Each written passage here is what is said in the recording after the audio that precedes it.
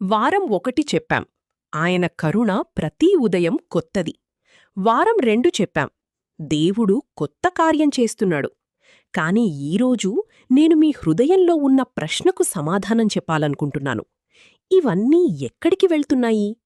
ఇది వృధా కాదు. ఇది ప్రణాళికాబద్ధంగా ఉంది.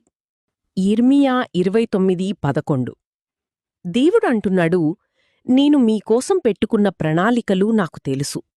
నేను ఆలోచిస్తున్నాను అని కాదు, నాకిప్పటికే తెలుసు.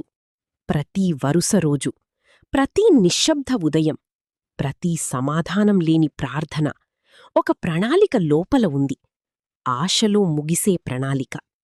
అబ్రహాము ఎక్కడికి వెళ్తున్నారో తెలీదు, కాని ఎవరు తీసుకెళ్తున్నారో తెలుసు. యోసేపుకు గొయ్యి అర్థం కాలేదు, కాని గొయ్యి కూడా ప్రణాళికలో భాగం. మీ వేచి ఉన్న రోజులు వ్యర్థం కాదు. Streams of grace with Ruth subscribe చేయండి. గమ్యం మంచిది. ముందుకు సాగండి.